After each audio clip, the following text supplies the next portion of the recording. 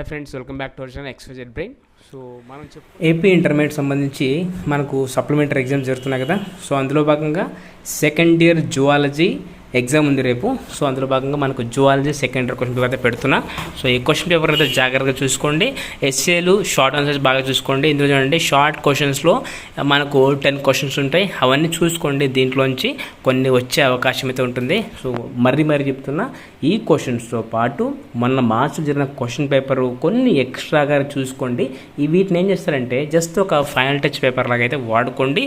ఇవే కాకుండా లాస్ట్ జరిగిన పేపర్ కూడా చూసుకోండి. డెఫినెట్గా అయితే మీకు ఇందులోంచి కొన్ని వచ్చే అవకాశం అయితే ఉంటుంది. అండ్ 4 మార్క్స్ చూడండి, సెక్షన్ బిలో 4 మార్క్స్ చూడండి. సో దీంట్లో నుంచి పక్కా 2 లేదా 3 క్వశ్చన్స్ యాజ్ ఇట్ ఈస్గా వస్తాయి. అండ్ పేపర్ కూడా చాలా ఈజీగా ఉండే అవకాశం అయితే ఉంటుంది. అండ్ మార్చ్లో జరిగిన పేపర్లోంచి ఈ పేపర్లోంచి కొన్ని పక్కాగా అయితే ఎక్స్పెక్ట్ చేయొచ్చు. అలాగే రేపు ఎగ్జామ్ రాశాక ఎలా రాశారు ఏంటి అని కూడా కమెంట్ చేయండి. అండ్ 8 మార్క్స్ చూడండి, మొత్తం ఇక్కడ ఉన్నాయి కదా. So you have to right 2 questions అనమాట. ఇందులో చాయిస్ అయితే ఉంటుంది. సో అంటే 3 ఉంటాయి మొత్తం. దీంట్లో రాయాల్సిన మీరు 2 క్వశ్చన్సే. ఇందులో నుంచి పక్కాగా ఒక క్వశ్చన్ అయితే ఎక్స్పెక్ట్ చేయొచ్చు. And don't believe in this paper only. ఇది ఒక్క పేపర్ని చూసుకొని ఇదే వస్తాయని ఫిక్స్ అవ్వకండి.